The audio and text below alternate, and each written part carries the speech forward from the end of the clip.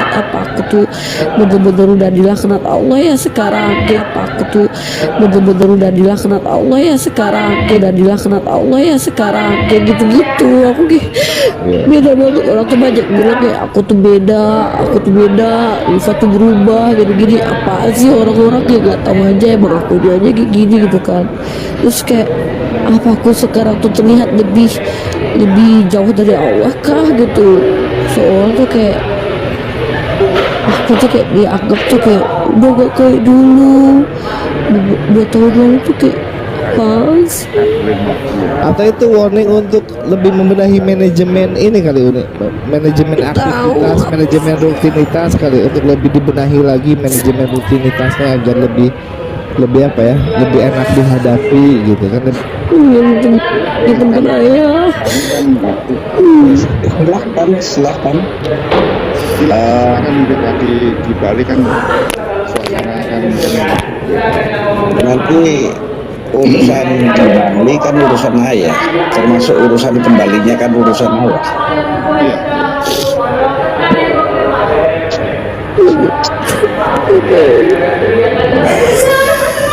Itu mulai baru. Jadi Amerika itu sekarang sedang mengalami titik jenuh gitu. Di Papua, gue menjadi minoritas dan gue tinggal bersama Mama Gembala. And I have no idea what Mama Gembala is. Dan setelah temen gue ngasih tahu apa itu Mama Gembala, yang ada di pikiran gue waktu itu, gimana caranya gue sholat? Apakah gue akan diizinkan untuk beribadah? Gue deg-degan, gue takut. Terus Mama Gembala tuh selalu bacain Alkitab untuk anak-anaknya sebelum tidur dan setelah bangun tidur. Gue bener-bener ketampar lah, menampar gue untuk lebih taat kepada Tuhan. Kan beda keyakinan ya. Jadi kalau gue kan berdoa kayak begini, kalau Mama Gembala, anak-anaknya mereka berdoa kayak begini kan. Nih. Kok gue ngerasa aman ya, kok gue ngerasa tentram ya, walaupun dengan perbedaan agama ini. Saat itu juga gue bener-bener kayak gue cinta nih sama Papua. Hal-hal negatif yang selama ini gue pikirkan tuh langsung hilang semuanya. Gue kangen banget sama Papua. Ternyata masih ada orang seperti itu ya. Astagfirullah. Saya itu Islam, Mak. Saya itu asli orang Sunda, saya asli orang Banten. Kenapa saya bela-bela umat Kristen? Karena saya itu dulu besar di Kalimantan Barat ya Pak ya Mbak ya. Dan teman-teman saya itu semua mayoritas beragama Kristen. Jadi saya itu lingkungannya sehari-hari saya pas masih di Kalimantan bersama orang-orang Kristen. Jadi saya sangat berterima kasih kepada orang Kristen karena orangnya tuh ramah-ramah, apalagi kalau lagi Natalan. Kita nggak main aja ke rumahnya, besok kita dimarah. Itu saya suka banget sama orang Kristen. Saya dulu banyak teman-teman. Nah, saudaraku dikasih Tuhan, bagaimana tanggapan Bapak Ibu setelah melihat cuplikan video tadi? Ternyata masih ada saudara-saudara kita dari seberang yang tidak senang ketika melihat saudara seiman mereka yang masih suka mengganggu agama orang lain, mengganggu orang Kristen, mengganggu kita untuk datang kepada Tuhan. Kita beribadah, mereka ganggu. Bapak Ibu, di dalam kitab Amsal dikatakan takut akan Tuhan adalah permulaan pengetahuan, tetapi orang bodoh menghina hikmat dan didikan. Kita lihat hari-hari ini betapa banyak orang yang menghina didikan Tuhan, betapa banyak orang yang menghina hikmat, betapa banyak orang yang menghina firman Tuhan, mengolok-olok firman Tuhan. Mereka sedikit pun tidak takut kepada Tuhan. Sedikit pun mereka tidak takut kepada Tuhan. Bahkan punya kesan mereka menantang Tuhan. Tetapi kita lihat Bapak Ibu, apa yang mereka alami setelah mereka menentang Tuhan, menghina Yesus, mengolok-olok Yesus, mencemooh dan menertawakan Yesus. Bahkan ada yang berkata, seorang perempuan yang mengaku dirinya punya pengetahuan yang luar biasa, mengaku dirinya orang yang beragama, orang yang punya iman, orang yang bertakwa, tetapi dengan begitu nyata dia menghina Yesus. Dia mengatakan Yesus bunuh diri. Tetapi apa yang terjadi pada perempuan tersebut? Tidak lama setelah dia menghina Yesus, Bapak Ibu, langsung mengalami masalah yang sangat besar. Dan kita tunggu para polemikus yang lain yang selama ini ngotot menghina kekristenan, menghina Yesus. Mereka pasti akan mendapatkan hukum tabur tuai itu. Bukan saja di sana nanti yang akan mereka dapatkan. Di dunia pun hidup mereka tidak akan tenang. Hidup selalu was-was. Hidup selalu dalam keadaan gelisah. Hidup selalu dalam keadaan takut. Karena hari-hari hidupnya selalu menghina firman Tuhan. Waktu dihabiskan untuk menghina firman Tuhan. Nah, kita lihat Bapak Ibu. Bahkan Kainama bagaimana dia begitu jelas menghina Yesus. Menambahkan firman Tuhan, mengurangi firman Tuhan. Itu dia akan berhadapan langsung dengan Tuhan. Hukum dunia Bapak Ibu, mereka bebas. Ya, yang kentutin Alkitab kita lihat. Ya, itu bukti nyata.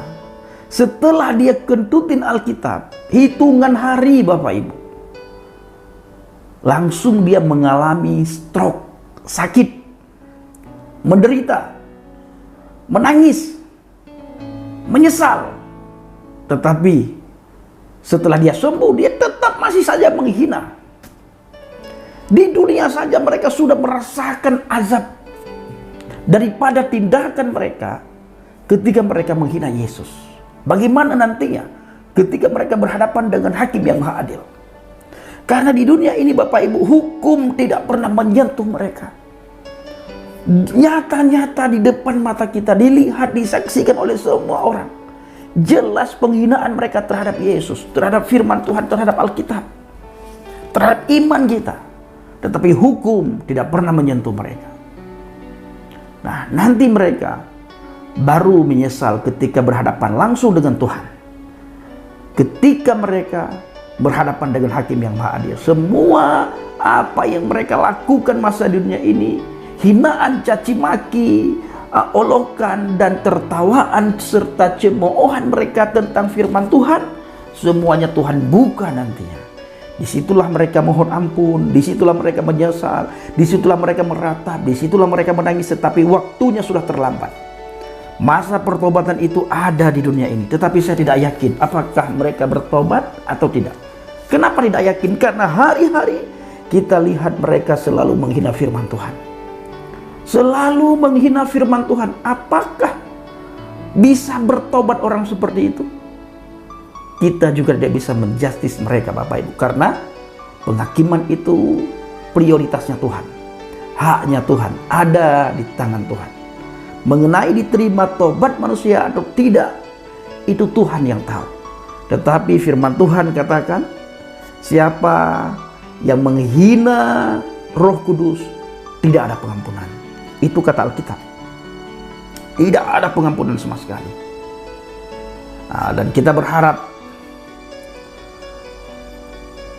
tidak ada lagi orang-orang yang menghina iman kekristenan. Kalaupun ada, nanti langsung akan mendapatkan balasan. Tidak usah tunggu akhirat, di dunia langsung mereka akan mendapatkan balasan. Ya, langsung banyak sekali contoh yang kita lihat. Ada ustazah mati di tol, kecelakaan. Bahkan beberapa orang lain setelah menghina Yesus mengalami azab yang luar biasa. Ini bukan nakut-nakutin, tetapi ini kenyataan yang kita bilang. Kenyataan yang kita sampaikan supaya mereka sadar, bertobat, imani saja menurut keyakinan masing-masing, tanpa perlu mengorek-ngorek isi firman Tuhan, mengorek-ngorek Alkitab. Jangan coba-coba mencari nama junjungan Anda di dalam Alkitab. Tidak ada. Sampai Yesus datang yang kedua kali, nama junjungan Anda tidak akan ada di dalam Alkitab.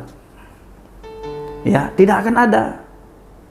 Mungkin dalam Alkitab lain ada, silahkan cari. Jangan cari di dalam Alkitab kekristenan. Tidak akan ada. Nah, punya malulah, ya, punya malu. Nah, tekuni, imani menurut kepercayaan, keyakinan, iman masing-masing. Lakum dinukum waliyadin itu coba diterapkan. Ya, lakum dinukum waliyadin diterapkan. Jangan hanya dibaca doang tetapi tidak diterapkan dalam kehidupan sehari-hari. Takut sekali mereka tentang kekristenan Bapak Ibu. Benar-benar takut. Takut bersaing. Karena semakin hari semakin banyak orang datang kepada Yesus. Semakin hari semakin banyak orang bertobat. Semakin hari semakin banyak orang murtad. Oleh karena itu mereka takut. Akhirnya untuk menghilangkan ketakutan itu, kegalauan itu, mereka menghina iman kekristenan, mengolok-olok, mencaci maki, dan mentafsirkan firman Tuhan menurut udelnya mereka dengan harapan agar tidak ada orang yang datang kepada Tuhan. Mereka berpikir orang bertobat itu tugas manusia. Bukan kami yang mempertobatkan manusia. Bukan kami yang membawa kalian kepada Tuhan, tapi Tuhan sendiri yang menarik kalian datang kepada Tuhan. Kecuali kalian keraskan hati, baru Tuhan tidak bisa narik kalian untuk datang kepadanya. Selama hati, pikiran, pendengaran kalian tidak kalian keraskan, maka sangat besar kemungkinan kalian untuk menemukan jalan Shiratal Mustaqim, jalan kebenaran, jalan keselamatan.